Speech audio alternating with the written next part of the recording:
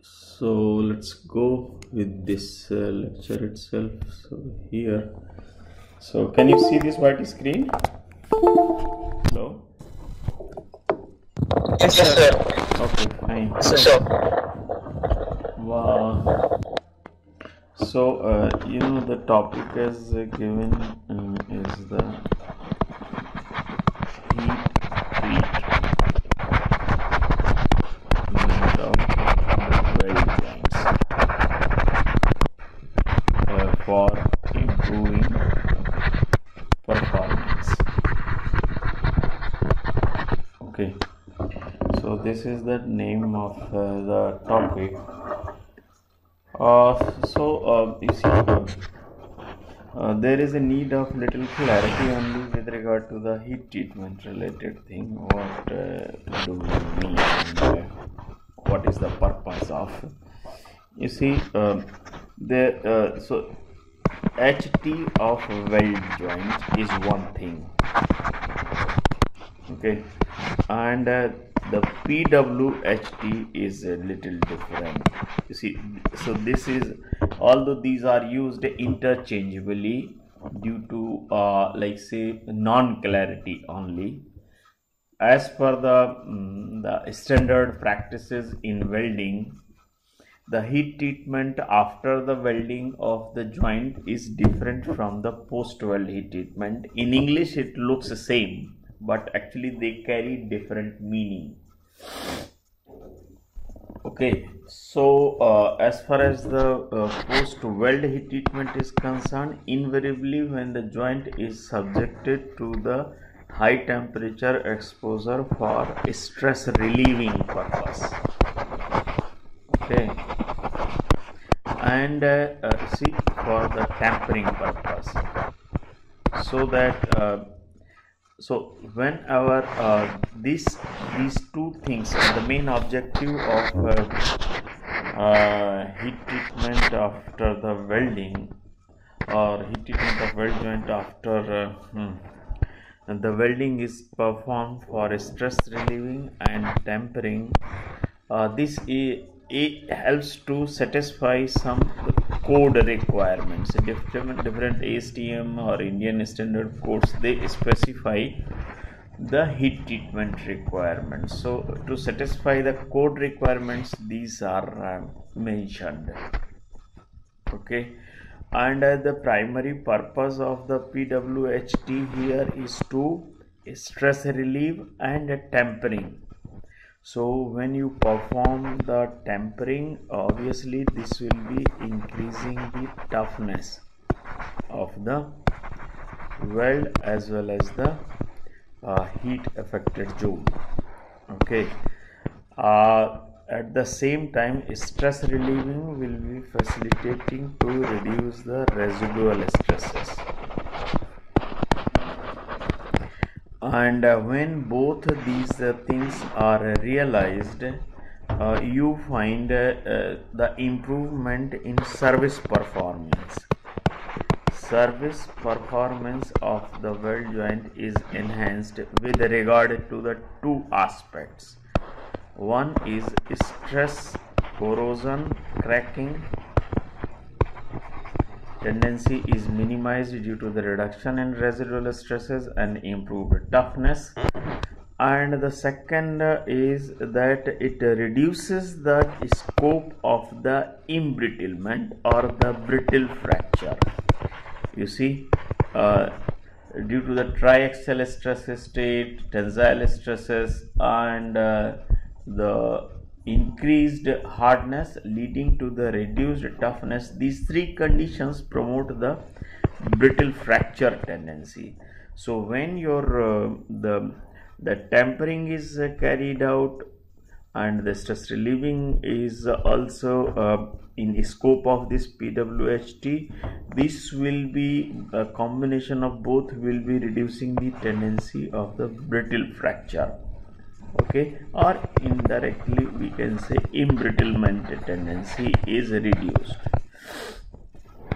Okay, so these are the two important aspects which are addressed through the PWHT. Apart from this, you may also find some homogenization or uniformity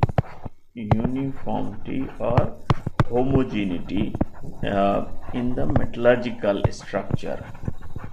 Okay, when this happens, you find a lot of other the benefits in terms of, in general, improved corrosion resistance, CR is improved, creep resistance is also enhanced. So those are other benefits, but other service related benefits. But so this is what is realized in the case of the PWHT. Okay, helps to primarily satisfy the requirement of the different standards and codes. As far as simple heat treatment of the weld joint is concerned, this you can say is done for variety of other purposes, like stainless steel welding. Low temperature heating of 200-300 degrees centigrade is carried out for hydrogen release, so that whatever the diffused hydrogen is there, that is released. This is one thing. Sometimes what we do, we carry out the solution treatment.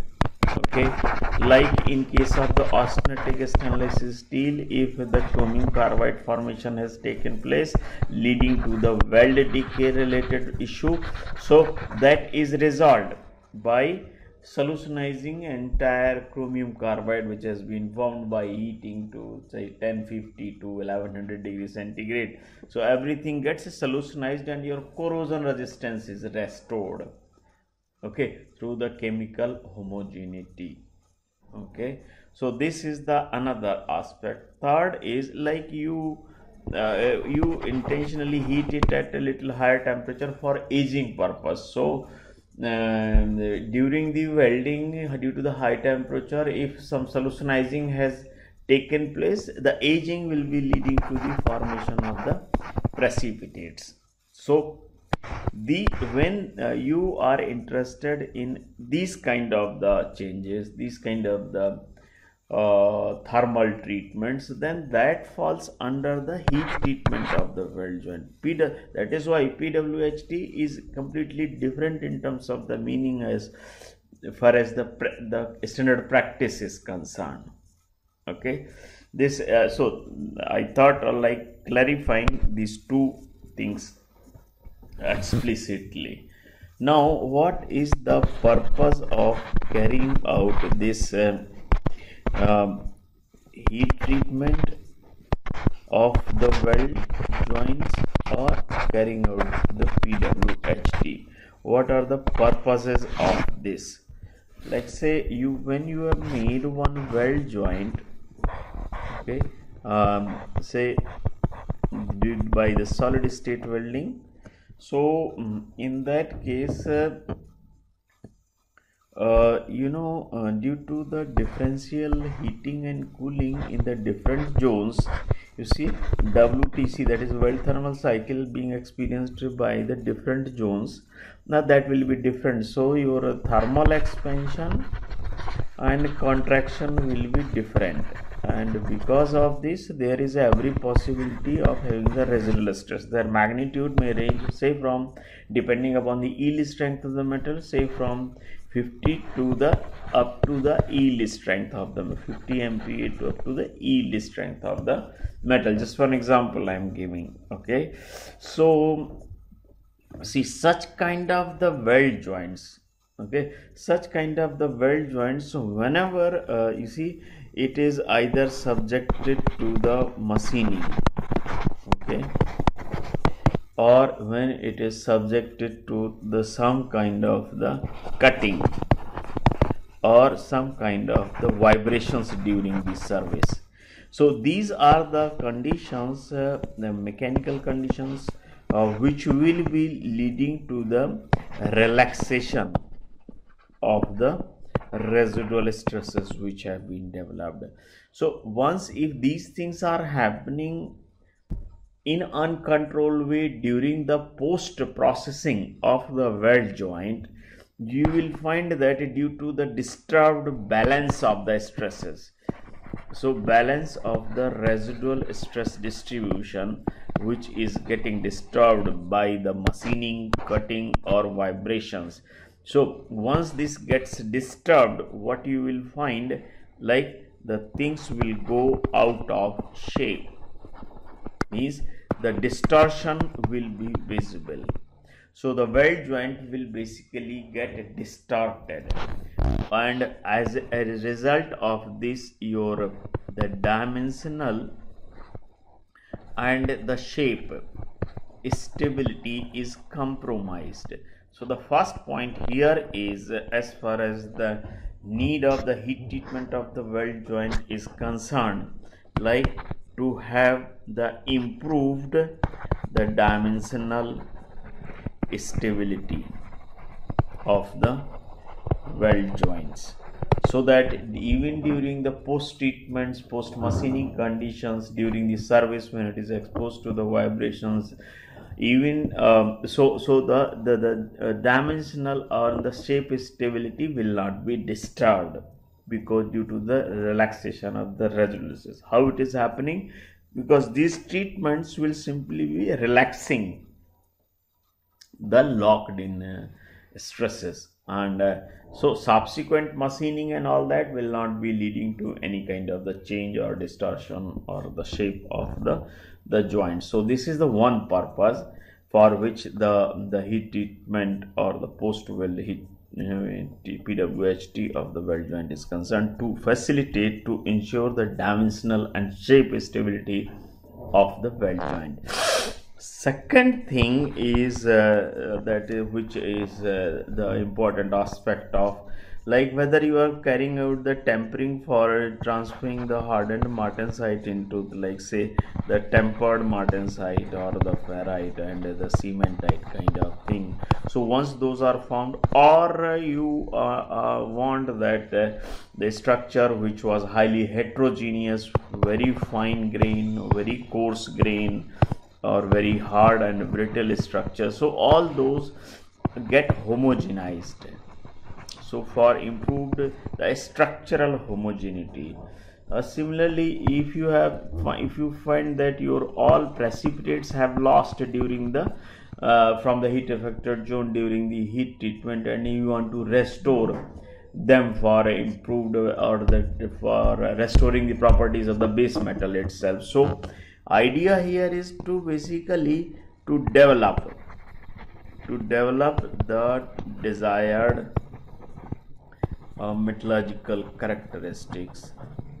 Okay, that's what I also said, like if the chromium carbide has been formed, so you want to dissolve the chromium carbide so that the corrosion resistance, lost corrosion resistance can be restored through the homogenized distribution of the chromium. So basically to have the desired metallurgical characteristics and the mechanical properties. This is the another important purpose of carrying out the heat treatment or the PWHT of the weld joint. So the first is dimensional stability, second is developing the desired metallurgical and the mechanical characteristics in the weld joint. Okay, third one is like about which I have already said, improved performance of the weld joint. So basically improved performance means service performance. During the service, your weld joint may come across a variety of the working conditions. These may be in terms of like very high temperature exposure leading to the creep from the fine grained HZ region, or it may come across very low temperature, so leading to the loss of the toughness, and this may happen in weld as well as the heat affected zone. So you want to restore these properties. Thereafter you may find the combination of the tensile residual stresses and the corrosion. So tensile residual stress plus corrosive media leading to the stress corrosion cracking. So you want that during the service, if your this proper structure has been restored and the residual stresses has been minimized, then tendency of the stress corrosion cracking during the service will be minimized, and that in turn will help in improving the performance of the weld joint. Similarly, about that also I have said like that it reduces the brittle fracture tendency or the embrittlement of the weld joint. Okay, so once your toughness has been induced or your residual stresses have been minimized, so that in turn will be reducing the brittle fracture tendency of the weld joint. So this is how you can say, for improving the performance of the weld joint during the service, also you need to carry out the variety of the PWHD or the heat treatments of the weld joints. Okay. So this was about the purpose for which these are carried out. Now coming to the, like say, as I said, the PWHD typically which is being carried out for a stress relieving and for the tempering purpose. So what is the logic behind and how the stress getting relieved when the high temperature exposure is given? I think about the tempering you will be knowing little bit, wherein high temperature exposure will be reducing the C by A ratio, which is greater than 1, and because of the lattice strain induced due to the thermal transformation. So this C by A ratio is reduced gradually, say from 1.3 to about say maybe 1.1 or so. So that's what will be happening during the tempering, and apart from this martensite to the like hard and brittle martensite to the which was of say hardness of say 400 to 440 HV to it may be minimized say 200 230 HV through the formation of the tempered martensite, ferrite and the cementite kind of the constituents. So this is what, but still all these are the function of the temperature at which the exposure is being given. That is one part only. So as far as the tempering is concerned, we have the different temperature. So how do we select the tempering temperature? Any idea? Can anybody comment?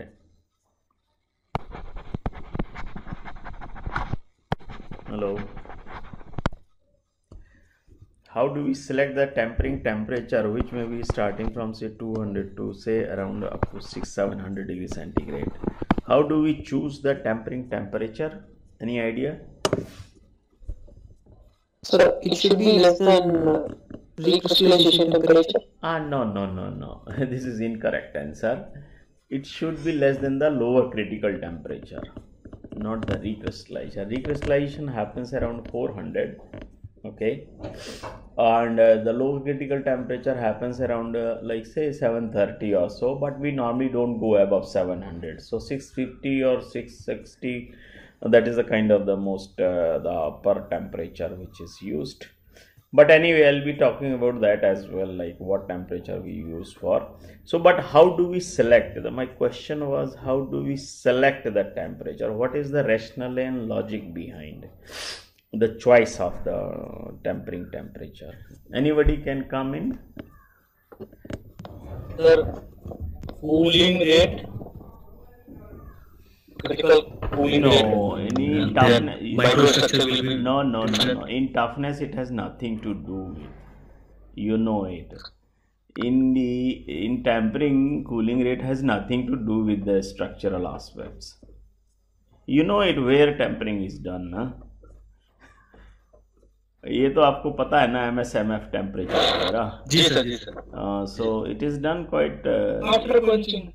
so after quenching, it is at say room temperature or so. Mostly, some it can be below room temperature also, but it's not very high temperature. But when the tempering is done, So my point is, after tempering, cooling rate has no meaning. That's the point. After you see, solutionizing cooling rate has a meaning in a certain temperature range, because that dictates the kind of things which will be formed from austenite to the other phases, isn't it? So that temperature, you can say 800 to 500 or something like that, as a simplified. So maybe we will be more interested in that case, say 800 to 500 degree centigrade. What is the cooling rate? Probably that is one aspect. But you see, we are not talking about the cooling rate. Cooling rate has nothing to do here. So the tempering temperature is basically dictated by the requirement. Okay. So if I plot simple effect of the tempering temperature on the hardness, it comes out to be like this. Okay. This is for simple carbon steels. There is a direct relationship of this kind. If you talk of, like, say, those alloying elements like having chromium, tungsten, vanadium in steels, then what we get in that case, initially it comes down, then it shows some kind of peak like this. This is called secondary hardening. So initially it decreases because at high temperatures their carbide starts forming, CRC, WC, VC, etc. So once these are formed, then you find a little increase in hardness. This is about the hardness distribution, H only, I can say.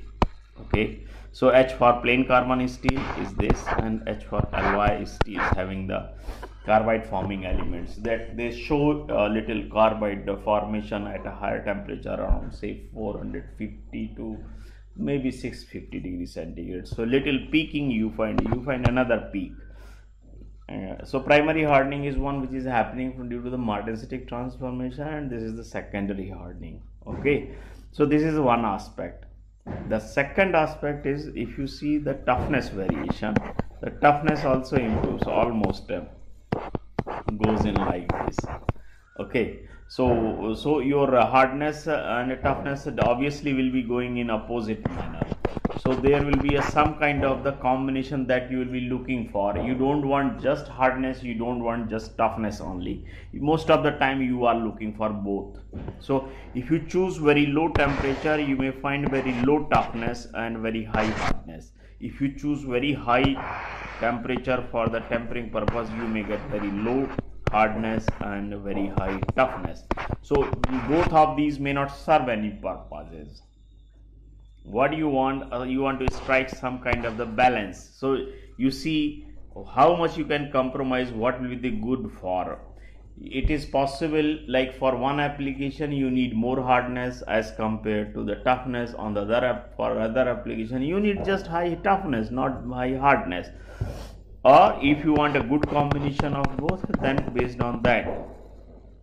So the point here is, take a call on what kind of the toughness you are looking for, what kind of toughness, hardness is desired. Based on that only for a given application, because in these steels, especially in welded steels, you have opportunity to regulate the mechanical properties and microstructural through these thermal treatments. So that's why you have at least flexibility to use either 200, 300, 400, 600, whatever you want. You take a call based on the toughness and the hardness requirements. I hope I am clear. Are you clear? Is it okay what I said? Yes. Okay. Yes, sir. Fine. Yes, sir. So this is one part. So hardness, toughness, and tempering temperature is, so you know that the hard martensite gets transferred into the tempered martensite and forms the cement, and all that is the basic part of, like, you would have studied in your material science kind of the subject. Okay. Now coming to the specific material related details, what we use for these PWHT, and so PWHT is what? It is nothing just like tempering and the stress relieving treatment. Okay. Now that was about the tempering. How about the selection of the heat treatment for the stress relieving? Any idea? You see, Again, we need to take care of your lower critical temperature. This has not to be crossed actually, okay, for even for the stress relieving purpose. So how do we select the stress relieving temperature, and what is its effect basically, and how does it work? Any idea, like heating to high temperature is relieving the residual stresses. This is very common thing, isn't it? But what is the logic behind this kind of the logic behind this kind of the reduction in the residual stresses? What is the magnitude of the reduction? That is a different thing. I will come on that little later. Any comment? Any idea?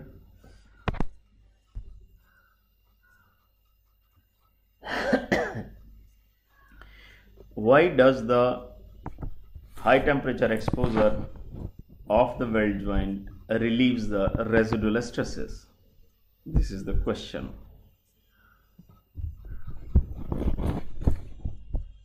You know, I have just said earlier also, I have said these things, like you perform the heating to the high temperature. You take any metal and heat it to the high temperature.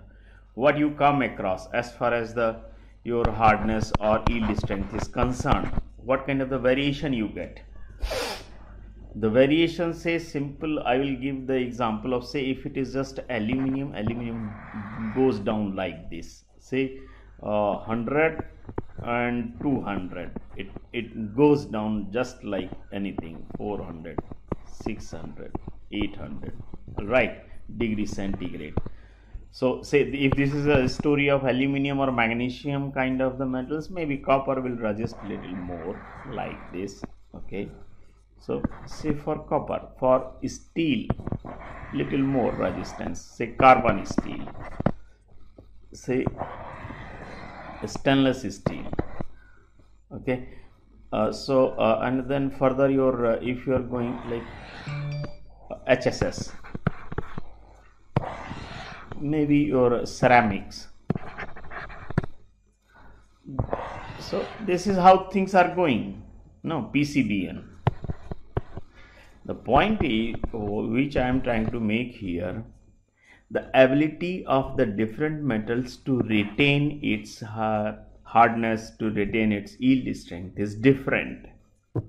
That is what we say as resistance to thermal softening. Resistance to thermal softening. Now it is easy to understand. Aluminium has got the minimum thermal resistance to thermal softening. It softens very rapidly, while the HS is offering greater resistance to thermal softening as compared to your SS or carbon steel. PCBN is offering further, means even up to the 800 or 1000 it's not getting affected much with, so hardness it is retained at a high temperature. So even at a high temperature its hardness and yield strength is retained. That's good part. Okay, why I am talking about this yield strength and temperature relationship? Why? Because you know, now coming to the residual stress development, you know, so what is the what is the residual stress? Residual stress are the locked in strain. The residual stress is the stress which is present in a weld joint or in a cast component or in a roll component even when there is no external stress. That's one. And the primary cause for this is like non-uniform volumetric change that is happening due to the non-uniform thermal expansion and contraction, non-uniform metallurgical transformation, etc. So basically here, like the differential changes which are taking place in terms of the volume or in terms of the dimensions of the material, somewhere it is more, somewhere it is less. Like this is what is happening in welding. So more in this zone and there is no change in the locations away from the weld zone, okay. So the problem here is wherever it is more expanding and contracting more as compared to the other locations, so that is leading to the residual stress. And the maximum magnitude of the residual stress is how much? Any idea? Magnitude of yeah. It should not exceed the elastic limit of the material? No, it is not in your hands. You make a weld, you fuse it. Your different zones in a metal are heated to a varying temperature range from say 100 degree below the melting point, 200 degree below the melting point, on increasing distance away from the fusion boundary, isn't it? It is not in your Yes. hand. You have to fuse it. So the temperature is coming down gradually from on moving away from the fusion boundary. Okay, so it is, so something which is very close to is going to be heated maximum. Something which is very close to the fusion boundary will be heated maximum, and subsequently it will be heated to the lower temperatures, isn't it? So the extent of differential expansion and contraction that will be happening is not in hands, except you control adjust the restraint, degree of restraint. Okay, so this is primarily related with the, see, any location. If you take any weld joint like this, if you take any weld joint, okay, if here the residual stress magnitude is, say, the base metal yield strength is 400 MPa, right? If the weld joint is experiencing the residual stress magnitude of 450, then how the weld will respond? Any idea?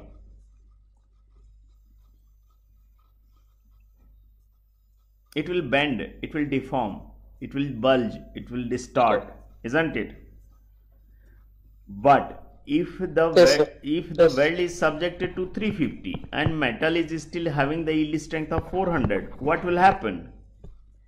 Metal will not undergo plastic deformation. Certainly, it will remain as it is, but the stress are not going to get reduced. They will remain 350. So the point here is the maximum magnitude of the residual stress, Rs max, this can be equal to the yield strength. Okay, I think this point is clear or not? The magnitude of the maximum residual stress that can be there in any weld joint or any cast component, that can be maximum up to the yield strength. If it is more, it will bulge, it will distort, it will bend, it will deform. So it can retain its size and shape, and then only the residual stress will be left in, and they certainly be lesser than the yield strength. Okay, now this is just one aspect of this background related thing. Okay, let me erase all this.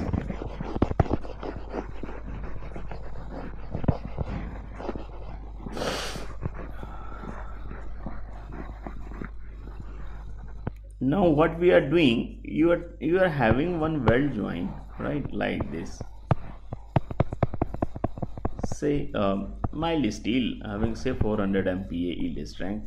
So maximum you can expect, like maximum yield strength will be, a maximum residual stress will be 400 MPa. Just let us assume it. Okay, now what we are doing, we are exposing the entire weld joint to the high temperature due for the stress relieving, for PWHT purpose. So your the base metal as well as the weld joint, everything will get softened, isn't it? With the increase of temperature, or aluminium will come down with the increase of temperature because of limited resistance to thermal softening. Its yield strength will come down. Same will be happening with the carbon steel strength. Every metal, actually metal gets softened, means its yield strength is lowered. So if earlier you had a locked in stress of 400 MPa, the moment your yield strength is reduced to say 100 MPa because of heating, or 200 MPa. So any stress which is greater than these values, any residual stress which was greater than these values corresponding to the heating temperature, that is going to get relaxed. Strain is going to get released. So the point here is, depending upon the heating temperature, you are lowering your yield strength, and reduction in yield strength is relieving the residual stresses. And relieving the residual stresses means you will be left with the residual stress magnitude corresponding to the yield strength of the metal at the heating temperature. Okay, so this is the logic. Basically, by heating, you lower down the yield strength of the metal so that your locked in strain and residual stresses are released. This is the simple logic. So if we go for the heating temperature, PWHT temperature, okay, like this. So residual stress here, I am writing just residual stress percentage, how these are going to be affected. So 80, 60, 40, 20, 0. Okay. So when you give the exposure to very low temperature, or say RT is here, your residual stress magnitude is 100%, irrespective of the magnitude is the percentage. It may be 400 MPa as well, say just for an example. So when you give the exposures to say 200, 400, 600, 700 degrees centigrade exposure, so how the things will change? Things will go like this. So your residual stress are going to decrease with the increase of the PWHT temperature for which the stress relieving is being done. Okay, if you give little longer exposure, then what you will find like this. So this is say 2 hour, 4 hour, like this. So longer is the time for which exposure is given, greater will be the relaxation. So if you take 600 degrees centigrade exposure, so the residual stress left in the weld joint is 20% only of what you had in the beginning. Okay, so these are reduced to 10-20% level. That is almost negligible of what you started with or what you had in the beginning. I hope this point is clear. So increasing the post heat treatment temperature or stress relieving temperature decreases the residual stress magnitude by what percentage? That is what you can see here. Okay, in simplified diagram, here we have temperature and here you have percentage of the stress relieved, and it goes in like this. Higher the temperature, lower the stress left. Okay, lesser the percentage of the residual stress left, otherwise it is high. Okay, so now just for an example, what I will be doing, I will be showing you the different PWHT temperatures, means the stress relieving and the tempering temperatures for the different metals, temperature range, okay, in degree centigrade. Okay, so say here carbon steel.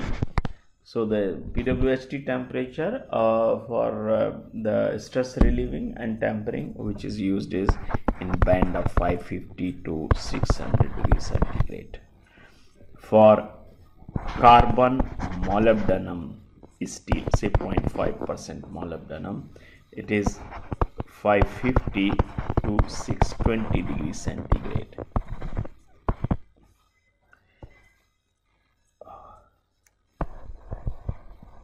Okay, then we have 1 chromium 0.5 molybdenum steel. This is these are like ferritic steels. The temperature range used is 630 to 680 degrees centigrade.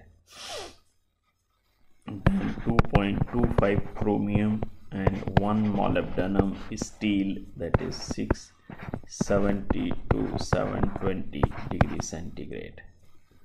Then we have 5 Cr on 1 molybdenum, then for that temperature is 700 to 750 degrees centigrade. And lastly 3.5 nickel steel, the temperature is 530 to 570 degrees centigrade. Okay, so these are the like typical values of the temperatures used for the PWHT. Okay, so I think that's all. That's what I wanted to talk today. We will continue with the other aspects in the next lecture.